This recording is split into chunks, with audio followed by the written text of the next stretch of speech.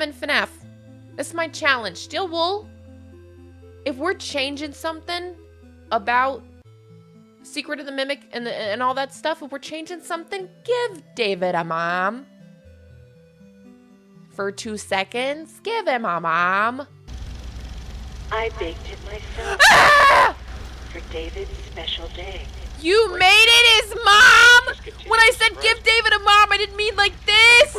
Well, be careful what you wish for. Hi, I'm Nervous, and welcome to another episode of The Nervous Breakdown. I'm sure you can guess by the title and just by the general air of the FNAF community right now what I'm going to be talking about today. Secret of the Mimic released this month on Friday the 13th, and it was a doozy of a game.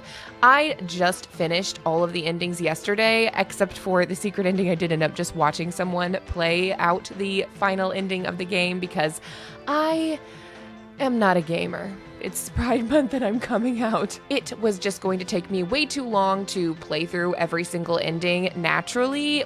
I don't know how we would have gotten a video out this week if I hadn't just let myself. And you know what? I feel no shame in that because this is the first full mainline FNAF game that I attempted to play before watching somebody else play it. And I have to say it was very humbling, but also I already kind of knew going in that I was not going to excel, but I really did give it my best try. And I'm pretty proud of what I was able to accomplish in the time that I was able to accomplish it for the level of experience I have with that style of gameplay. But all that being said, I want to get into the video. So first what we're going to do is I'm going to gloat a little bit about the things that I was right about, and then we'll talk about my likes and my dislikes for the game. Then further down the line, you'll see more theorizing and analysis of the game itself from me. But first, I just want to get all these feelings off of my chest. I think it's going to help the creative process moving forward. And even just last night as I was streaming, you can watch the tail end of the stream. I'll have it linked up somewhere up here. I gave some analysis as well,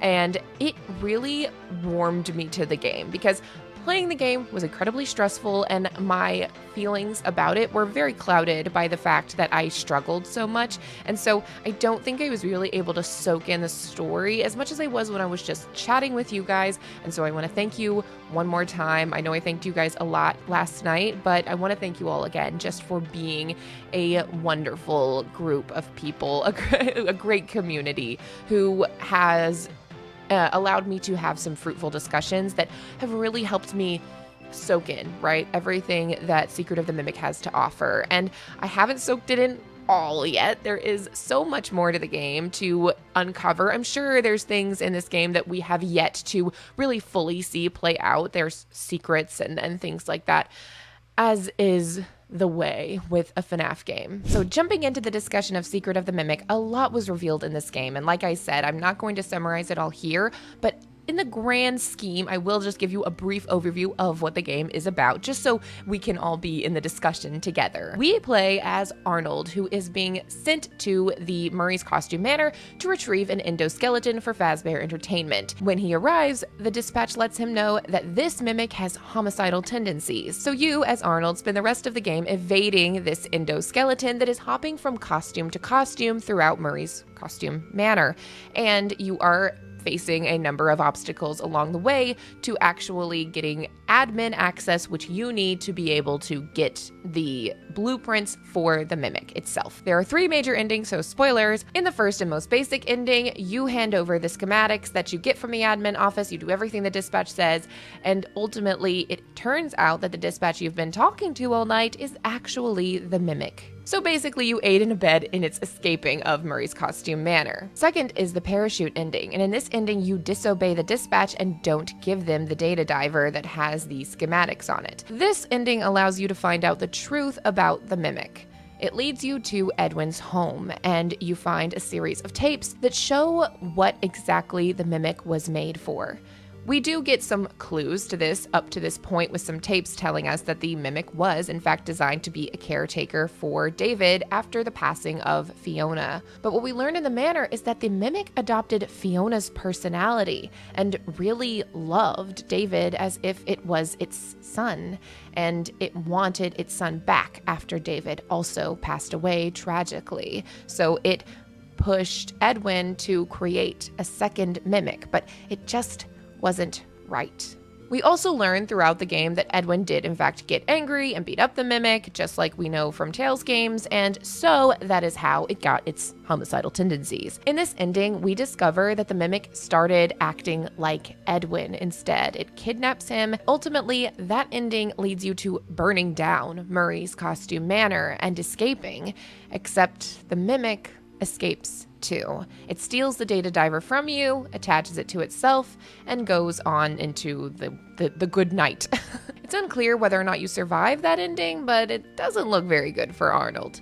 Now, the secret ending is potentially the most interesting as far as how we are going to theorize about all of this, and I won't go into all of it today just because there's too much that I don't fully understand yet, and I think that that's fair. There's a lot to unpack, but ultimately you find yourself in David's room with the Mimic telling it a bedtime story, and if you tell it the correct story, then the Mimic stops trying to attack you. It shrinks and it starts to act like David, takes its white tiger plush, and goes to bed. Now, hopefully you are caught up with enough of the Tales stories, maybe not reading them yourself, but hearing summaries from other people, that you would know that this game has a lot of connections to the Tales stories about Edwin, the Mimic, David, Fiona. All of these characters manifest themselves inside of this game, proving that these characters do exist in the game world, but that doesn't mean they're in the same timeline. It's very clear that this game veers off of the track that the books take. And when we were getting the teasers for Secret of the Mimic, I theorized that the split would be Fiona herself,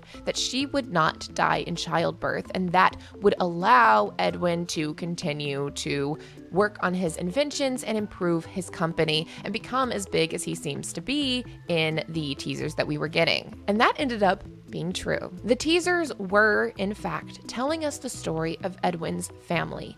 In the first teaser, you see Edwin and Fiona meet at work, and in the game, that's what we find out as well. They met at work. He liked her voice so much, he wanted to use it for a project, and in the teasers, she offers him coffee. So it's clear that she introduces herself as a helper to Edwin in that first teaser. Then, in the second teaser, it's the two of them together, and they have a little baby, David.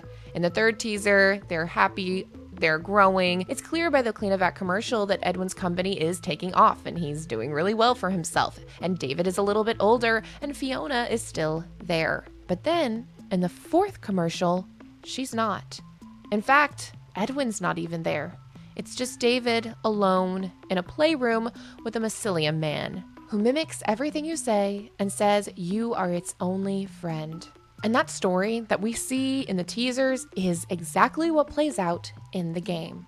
Edwin and Fiona meet at work, they have a son named David, he grows up, and then he is left pretty much alone when Fiona dies, and Edwin is too absorbed in the work of his company to pay much attention to his son. So hats off to me, sure, but I think Steel Wool did a great job in those teasers. Those trailers were something that really got me excited for the game, and when I found out that I was able to read into what they were trying to tell us, and I'm sure other people were too, and I hope that you also felt as excited as I was to see it play out, it was so satisfying, and I think that that is a marker for a good sort of horror mystery game like this, that you are able to look at these teasers that maybe on the surface level are just kind of trying to tell you these are some mechanics of the Mimic. These are some things the Mimic is going to be able to do. This is some gameplay stuff that we might see in the game. And then be able to go, what if it's actually telling the story of this family? That's very, very brilliant. They did not have to do the teasers that way. They could have just as easily done them with generic kind of commercial things and shown the mechanics of the Mimic without giving us that extra layer underneath. So hats off to them, and I was really excited to have predicted it. Moving on to another thing that I thought was really interesting, goes right back to the Tales books. I was reading The Storyteller some months ago. I don't know, maybe the video will be up here, but at the very least, I'll try to remember to put it in the comments. But I was reading that story, and you know, we are all, when we're reading tales, I think some of us at least are finding ourselves going, I don't understand how this can happen in the game world. Now, I and a number of other people were getting to the point where so many elements were crossing over that it really made more sense to just assume that Tales was canon until we got more information from Secret of the Mimic. And I don't think there was anything wrong with that assumption, but you can look to certain elements of the storyteller and like dates and different things not matching up or just seeming confusing. How did everything happen at this Pizzaplex in such a specific timeline, and then there's no evidence of it in the games themselves? So I understood those potential issues with Tales games and started looking at storyteller in other lights. How else could this be trying to tell us something about the story that we're going to get in the game universe? And my thought was that the storyteller was something that actually happened a long time ago. What if the storyteller didn't happen in the 2030s or at the Pizzaplex at all? Maybe in a world where Edwin's company is successful, he's more like Mr. Burroughs from the storyteller, and he is attempting to use AI everywhere in his facility, especially when we got that main trailer for Secret of the Mimic and you see the staff bot kind of guy who we know now is the Digityper, but when we see him in the office and you go, maybe Edwin was doing the robot thing at Murray's Costume Manor. And then, sure, some elements of that carried over to the Pizzaplex, but not specifically that whole storyteller thing. I think there is a lot of evidence that we can look at for this. I'm not sure that it happens exactly the same way. I'll just kind of point at some different kind of ideas. You can find a very giant moon head, or it looks like it could be a giant moon head. It also kind of looks like it could be a giant tiger head, but the jury's still out for me. The first time I looked at it, I was so sure that it was a tiger, but then the second time I played through the game, it looked a lot more like the more vintage moon character that we see in Secret of the Mimic. But either way, giant head. But ultimately, we also see at the end of that secret ending, that whole storyteller thing coming back.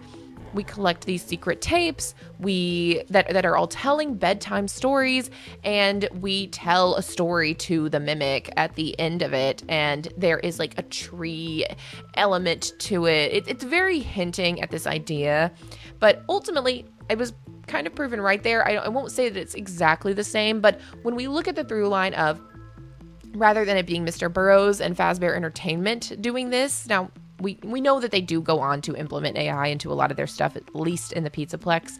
But when we're just looking at Secret of the Mimic, what we see is this guy, this young, very intelligent man, coming up with all of these cool ideas and implementing all of this AI into his company, and he's losing all of his human workers. And we do even see an attraction where the story is something that is kind of like happening through the AI. It says like there's no directors, no writers, no actors, it's all the AI, and that is in essence what the storyteller is. It's this one central program that is controlling all of the storytelling elements of the entire Pizzaplex, right? And that seems to be what's happening in Murray's Costume Manor. And at the end of that story, Edwin does discover that the Mimic One program is being used and ends up being trapped inside of the storyteller itself and spends his final moments apologizing, and he ultimately dies. And you know, when I read that story, it didn't quite read to me that the Mimic was somehow responsible for that. It was more just kind of something that happened. But considering that in the games, the Mimic starts acting like Edwin and in essence is either trying to replace him or hold him hostage or in some case, like kind of give him a taste of his own medicine. For what it's worth, maybe this is something that's a lot more clear to other people and I'm just still working out all this stuff. But either way, at the end of the day, right, the Mimic does ultimately become responsible for likely Edwin's death, or at the very least his deep torture. And Edwin is spending that time apologizing. It does echo, right? What the Steel Wool team said in the Doco interview, that this game rhymes, right? There are rhymes. And that was one that stuck out to me as a big rhyme. I'm going to be actually probably at some point down the line, hopefully within the next couple of months, doing a full analysis of every single Tales story from the vantage point of what we see in Secret of the Mimic, just to say, okay, before, what we had was the new Pizzaplex and all the new information and all of the future tech and stuff like that to go off of and look at these Tales stories through that lens. Now that we have this backstory, this origin story in the games, how does that shift our perspective of what we're seeing in the Tales story? So be on the lookout for that, and I will move on to the last thing that I will say I predicted. There are probably other like little things here or there, but these are the three big things that stood out to me that I was like, oh my gosh, it really happened. And that was that William Afton does steal Edwin's designs. Now, I did not see him fully sabotaging the Murray's Costume Manor company, Murray Co. and all of that, and stealing all of the employees and things like that. But that I did think like, oh, when Fazbear Entertainment gets this access to Edwin's stuff, I totally see William going in there and taking everything he can and being an opportunist about it and going, But instead, William ends up kind of being a mastermind, like concocting this whole plan and carrying out this overtake of Murray's Costume Manor, Murray Co., all of it, the land, the designs, everything, and utilizing a lot of it for his own company. Henry is also a part of this. I don't want to talk too much about Henry's involvement in this because I haven't read all of the logs yet, and from what I could parse through, you tell me, it really seemed like Henry was actually kind of just put in a position and maybe swayed to do something by William. I don't know that he was one of the orchestrators of this plan, but I have speculation I don't want to go into yet. I want to read more so that I have all the information, and that might be a video that I put out later. But specifically, I talked about, I think that William Afton definitely used these blueprints and things like that to come up with the fun times, and it seems like it went even beyond that, but it's very clear that William Afton was definitely doing a lot of theft. Maybe legal theft, but theft nonetheless. And I really do like this characterization of William this early in the franchise because it has always been that he's a jealous person. I've always seen so much jealousy in William as a character. And you know, we mostly see him portrayed as that, like in the books and things, but even when you look at the games and just the things that he is doing, it's like a self-sabotage thing, and creating Afton Robotics and the fun times and trying to, you know, kind of go like, well, this is really the new hit place now that Freddy's is closed. Like, you should come to Circus Baby's Pizza World, and then, you know, the rentals and things like that. So I thought it was really interesting that they, you know, really confirmed that he has this horrible mean streak all the way from the beginning and is a very jealous human and has to just like have everything, greedy kind of energy.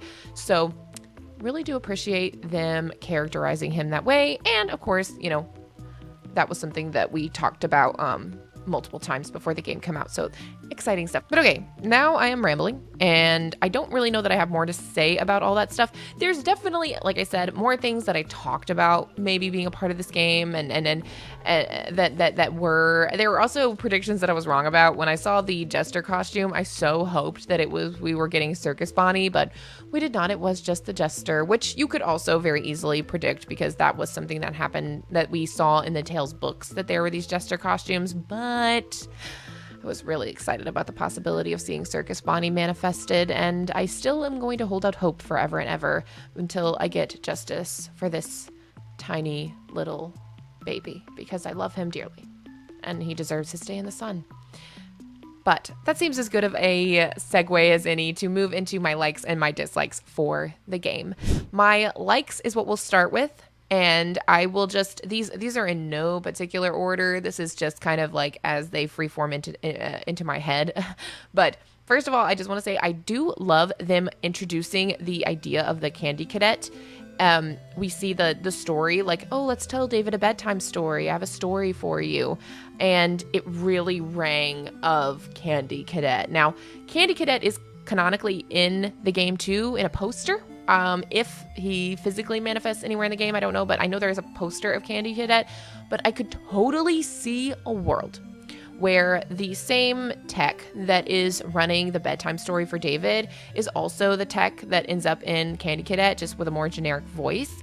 And I really like the idea of if there is some level of like AI in there or something like that, that its stories started to get twisted the more the Candy Cadet saw things that were awful. And I really kind of like that idea of like, well, it was supposed to tell like fairy tales and like fun stories, but its programming kind of got moved around and bent in the direction of the more macabre and dark.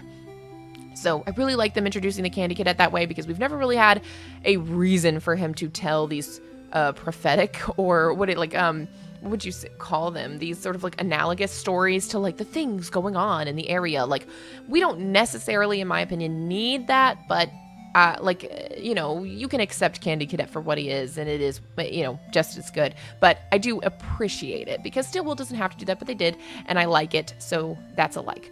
I do also absolutely adore, this is a big one, just that return to the supernatural freaky stuff that we have not seen in a FNAF game in a little bit. Now, Help Wanted, I think, does have it, but in my opinion, Security Breach, Ruin, and Help Wanted 2 were very focused on the focused on the sci-fi side of things, and just the more, what's going on, and mystery of it all.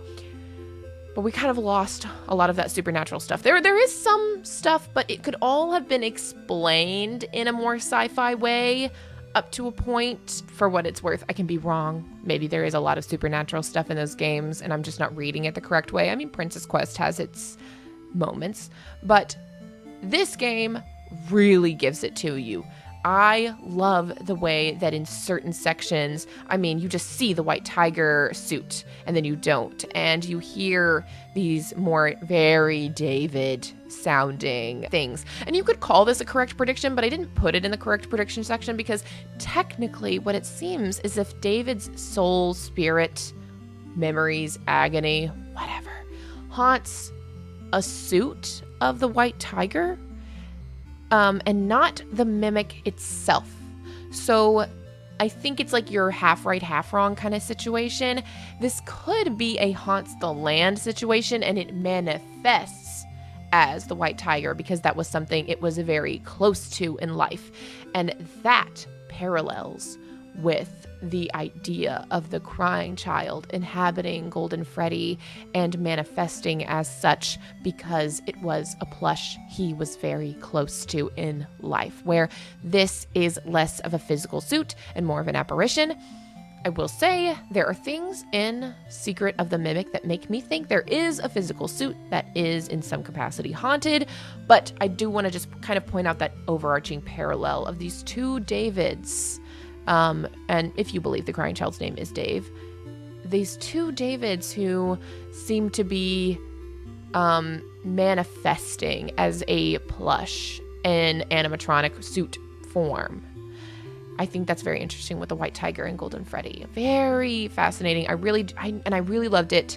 The entire section of the Secret of the Mimic game where we were interacting with the David Tiger suit was my favorite part of the game. And really everything about David was done really, really well in this story. We got enough character from him to see him as a real child, seeing how he missed his mom because she was the one who was there, and then had this mimic. He thinks the mimic is scary, but it seems they do end up getting closer, but ultimately he still is, it's not the same. It's not a replacement for a parent, a robot. So he does end up meeting a terrible fate, in my opinion, because Edwin assumed that the robot would be able to keep him safe all the time instead of having real human eyes on him, when I think they had a babysitter. Like, Trisha was a person who was like mentioned in the story. I think her name's Trisha, as their like babysitter. And I'm like, what happened to her? Like, what did you do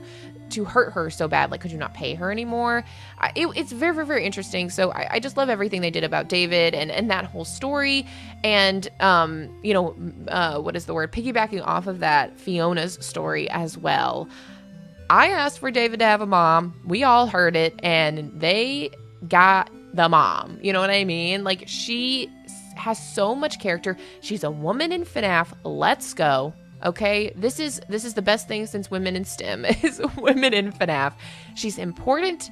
She has a very strong supernatural element about her as well. And I just love that whole characteristic of her being such a caretaker, her emotions for her son being so strong. And you don't have to believe that this is exactly what happened, but this is just my working theory that I'm, mulling around in my mind, that just her emotion, her love for her son, for her family was so strong that it seems she was able to attach her consciousness onto the mimic, who was now, David's caretaker for all intents and purposes. That is so strong. And I think that's just, come on. They finally gave us a woman, and she's really neat. Now, Fiona as a computer is a really different entity for me. Obviously, she's very, very different. At that time, I was like, what is this? I think it was more that I wasn't quite picking up yet that Edwin didn't make a Fiona bot, if you know what I'm saying. It's more that he made a bot to take care of his son, and then Fiona's personality got attached to it. It's a log that I didn't find while I was playing the game. So after the fact, I'm like, oh, okay, I kind of get it more, and I'm not as mad at Fiona, the robot now. But I do also like the potentially darker turn that she takes after David's death. She wants her son back so bad that she, and again, I could be reading this wrong. There's still more that I have to really dive into. But my first impression seems to be that Fiona, this digital consciousness, who maybe even is losing a bit of her she's not a human anymore, right? She's losing a bit of what makes a human understand the finality of death, because she is inhabiting this robot. And she's like, I want my son back. I watched him grow. It's hard to know how much of that is Fiona's personality and how much of that is her love and those emotions affecting the mimic's programming. It's a whole lot to unpack, but ultimately she wants David back, and that seems to be what sets off the Mimic 2. But Edwin is not able to recreate what he did with Mimic 1 with Mimic 2, which mirrors Silver Eyes stuff, which I think is really fascinating. Again, we see Steel Wool doing that, where they say things rhyme, and seeing them pull in information from the Silver Eyes or story beats from the Silver Eyes into these new games with these new characters. Very, very cool. Love that for me. Love that for all of us, actually. And to speak on Fiona, I love the way that they took Tales, the stories, and said, here's how we're going to do this split for the games, because they telegraphed it.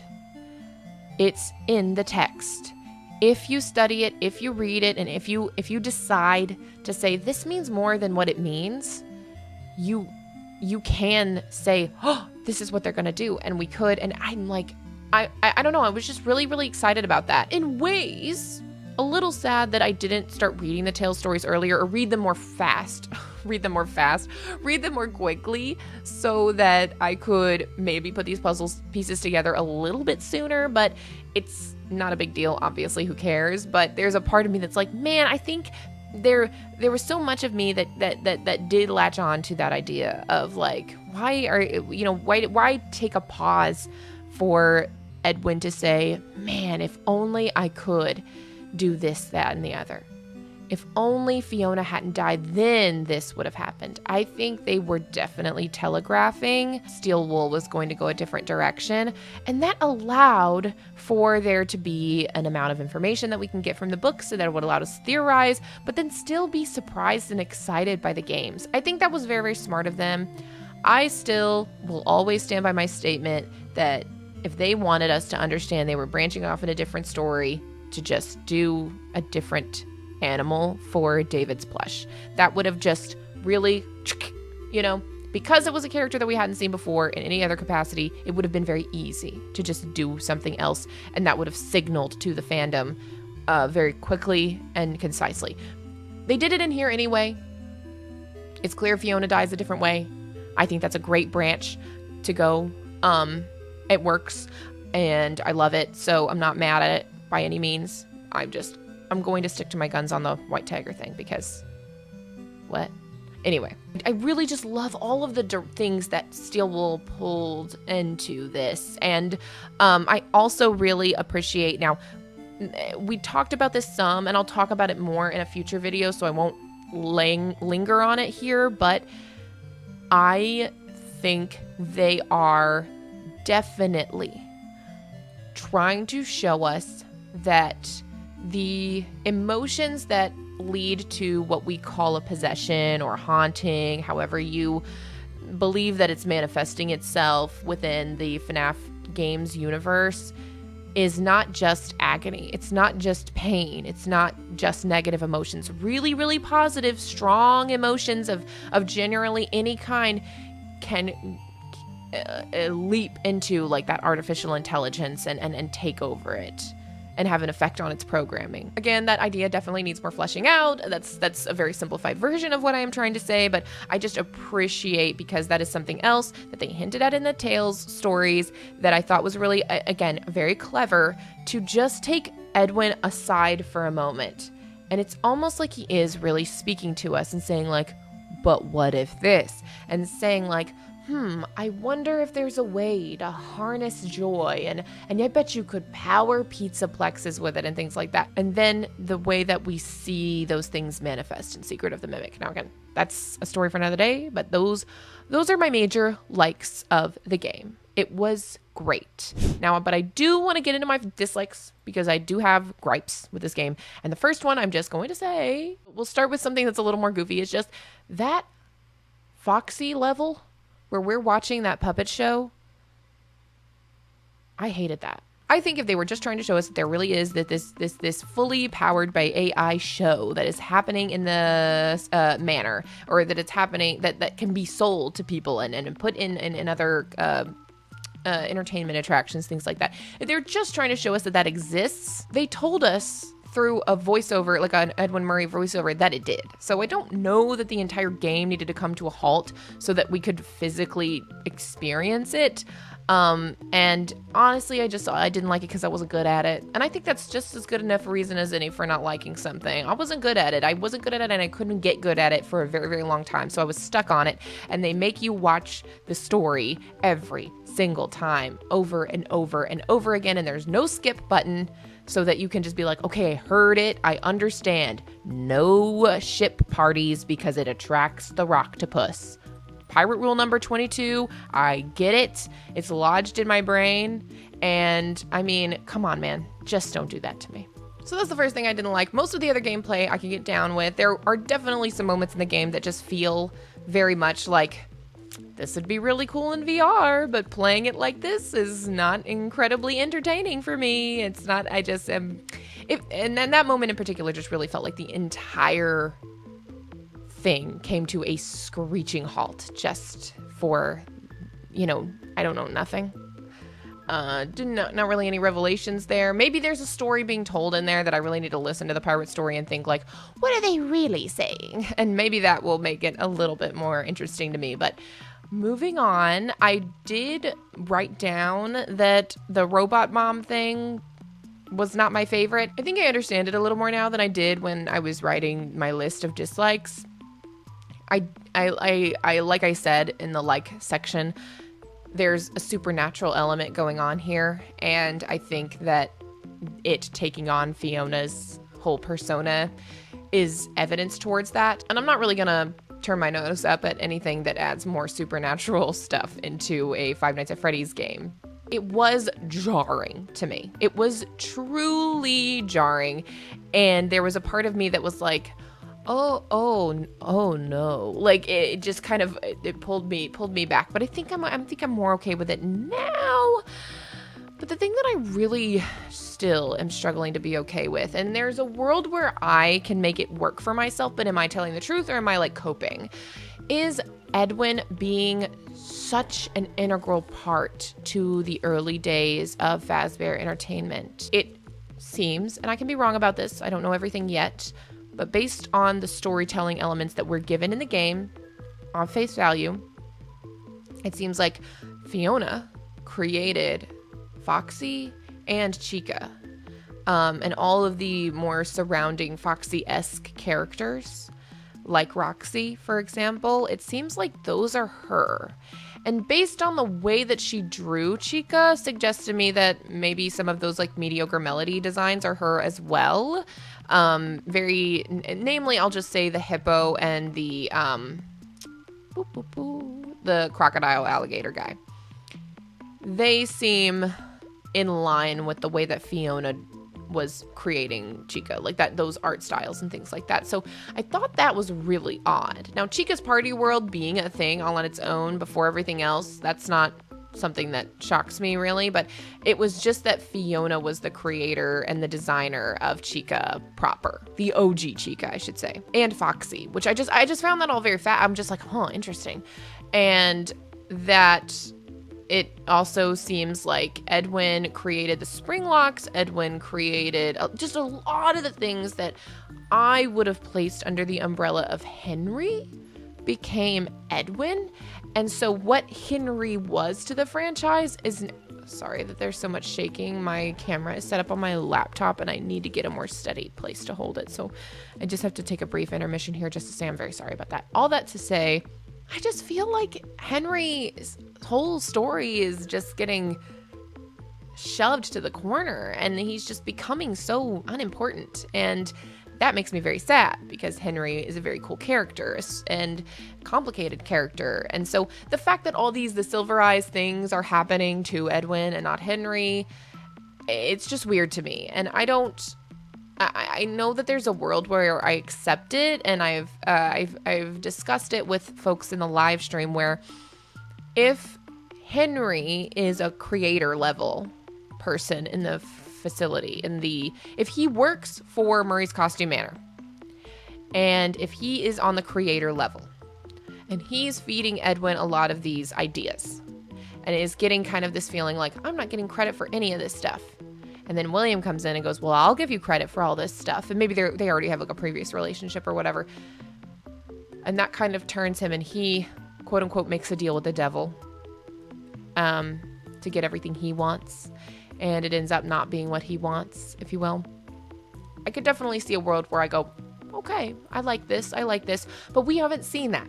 So that's me making that up in my head, speculating based off of the information that we've gotten and who I want to believe Henry is and how I feel has been portrayed throughout this franchise. So all that's very interesting, and I just don't know how I feel about it right now.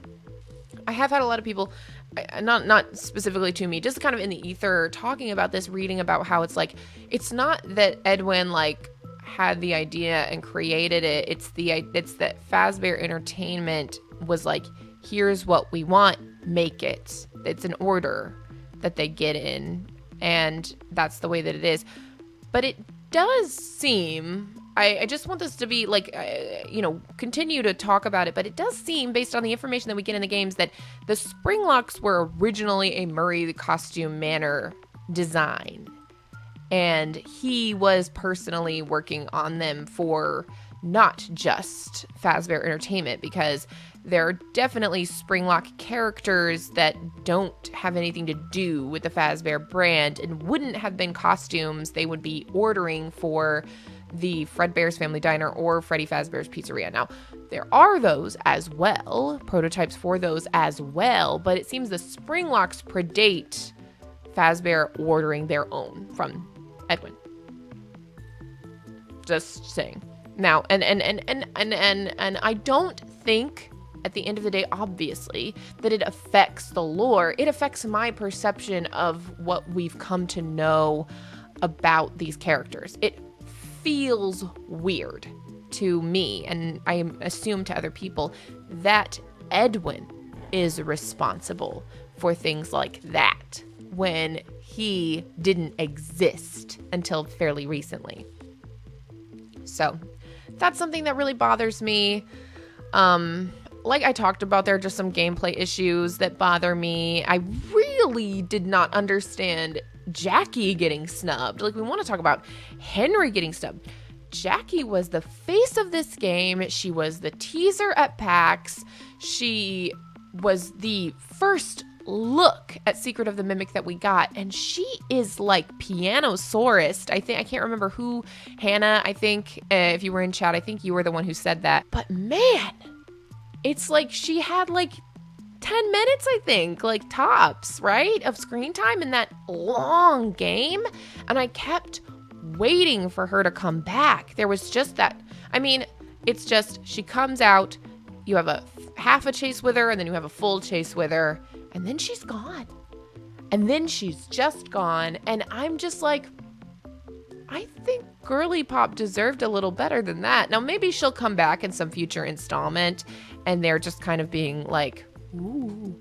But I don't know. I think it would have been so neat if we thought we destroyed her for a really long time, and then there's like some other battle maybe where the Mimic is kind of pulling from all of these things, you know, maybe when he's like an amalgamation of like something, he could have like, I don't know, some kind of spidery element from Big Top, and then the long arms from Jackie, or something like that. Like, we hear her voice lines throughout, so I don't know. But I do just personally think that Jackie deserved a little bit better, because they used her to market it so much. I feel like they knew that that was just a very cool design, and that was just that. But honestly, Big Top was way more prevalent of a character. I just assumed that they didn't think that that would do as well. I wonder if they did some like testing, like with different advertising, and that tested the best with some sort of focus group or something, and that's why they went that direction. But it ended up with me being really underwhelmed with Jackie's section. So, but I think with all that being said, I do want to kind of wrap up here, and there's something really important that I think we have to, this is important, I think, for all of us as we move forward in all of this, because I know that not everybody, and definitely not me, is like terribly like pleased with the way that the story is going right now. I do believe that we will adjust, warm up, find ourselves in a place where we go, this is not as big of a deal as I think that it is. And the story does need to have some way to refresh itself, and I don't know how you do that without introducing somebody. I mean, personally, me, and I assume other people think that maybe that person should be later down the line and not so early in the franchise. And you could have told a very similar early FNAF Day story with Henry being this Edwin character. I don't think it needed to be different. Now, there's a part of me that goes, would doing all of that have erased Charlie? I don't know. Would David have needed to be Charlie? Would the ball thing need to have been scrapped for the being hit by the car at the pizzeria? Or the, Fredbear's or whatever? I think you could have shifted the story around and had it all come full circle and have been Henry's story and still have all these elements and still have the Mimic. All of that, I think, could have worked beautifully. I don't think there was a reason for Edwin beyond just wanting to attach a new person to the franchise for Scott to build a new story off of that he could tell in whatever way he wanted without having to fit into his old story. But that's the important part here. Steel Wool did not write this game. They brought Scott's story to life. This is Scott's story. And when I'm playing the game and I'm getting confused about the story and things, I'm going, Steel Wool, what is this? Steel Wool, what is this? It's not Steel Wool. Like, now, some of the gameplay things I can absolutely throw at them, but at the end of the day, this is Scott's story. He made the decision to add Edwin. He made the decision to make him just another bad dad, or a preoccupied father, we shall say. And you know, gave him all these characteristics of this Silver Eyes Henry, more successful Silver Eyes Henry, obviously, but, you know, because it doesn't have to be the Silver Eyes story. I'm just saying Henry could have created these more this artificial intelligence stuff, and he could have had a wife that died and blah, blah, blah, right? Like, all of the things that happened to Edwin could have happened to Henry. He just would have, I mean, you could even name the wife Fiona. It would just have needed to be Charlie instead of David, and she would have needed to die at a Freddy's location rather than in a just in the road or at the playground because of a ball. All that stuff. I think that it could have been done, and I think that I would have liked that better. But those critiques need to be levied at Scott, not Steelwool, if we're going to be giving them, because Steelwool did what they were supposed to do. At every step, they created an engaging and in many ways like emotionally moving game with a lot of incredible twists and turns, with varied gameplay. I rarely now, I mean, we've talked about, you know, some of the gameplay issues, and one of them was like the navigation, just getting lost all the time. I'm sure other people who have like a better sense, maybe if I'd been able to look at the map whenever I wanted to and not just I had to find a computer to look at the map, there are some things that I can levy at Steelwool Studios, but at the end of the day, the main point I want to make just is that this is Scott's story. This is the story he wanted. This is the story he chose.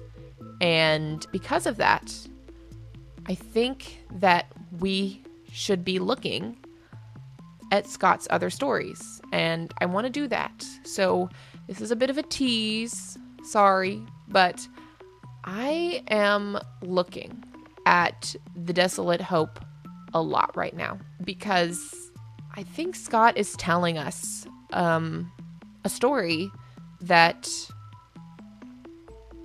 rhymes. I'll say it like that. He's telling a story that rhymes. We even see the stinking Desolate Hope coffee pot as in the game. I think that was like one of my favorite little secrets that I found, was just the Desolate Hope coffee pot just sitting on a table. And I just was like, oh, I love that you're here, guy. I love that he was there. I'm gonna keep researching that in the back of my head. Remnant Plex, the sequel, is coming. I think if you've played the game, if you've watched somebody else play the game, maybe you understand the direction I'm going and why I waited for Secret of the Mimic to come out, because there are some things that I'm really, really excited about. And I do just want to throw out there that this is mostly unrelated to anything, and I don't know if this is something I'll ever talk about, but the fact that what you see in the David ending, the like full secret ending of Secret of the Mimic, when you look at that secret ending and see that the Mimic really is able to turn into a little child, Gregbot starts looking a lot more plausible. And if MatPat takes no other breaks, I hope that he, you know, from like, you know, not engaging with online stuff, if he like sits down and engages with this game in any capacity, I hope that there's some little part of him that's just like kicking his feet, you know, just like, oh my gosh, there is more evidence for Gregbot than there ever was before. We don't know, but I just think it's something. So that is what I will leave you with. I would love to hear your thoughts about Secret of the Mimic in the comments below. How do you like this shift? Do you agree with some of the things that I've said? Do you disagree with any of the things that I've said? Things you'd like to see in the future? If there's a DLC, which there very well may be, what do you want that to be about? Or what do you think that might be about? Do you want to see more about the Fall Fest that Fiona was tragically lost during? Etc., etc., etc. We are going to be talking about this game for a while, so stay tuned for more of that. The last thing that I'll say is that starting in July, I think I'm going to go back to doing just 2 videos a month instead of 4, so one every other week. And keep an eye on the YouTube community page to find out what we'll be doing those weeks that I'm not uploading, because I don't want to disappear altogether during those weeks. I just want to take some backseat time to really write everything that I'm feeling out without feeling constrained by a deadline. And I think just having weeks dedicated to writing would be very helpful for me. So I think starting in July, that's the way things are going to go. I think otherwise that's it. I will be back next week. If you like the video, please leave a like. If you haven't already, subscribe to become a part of the nervous system.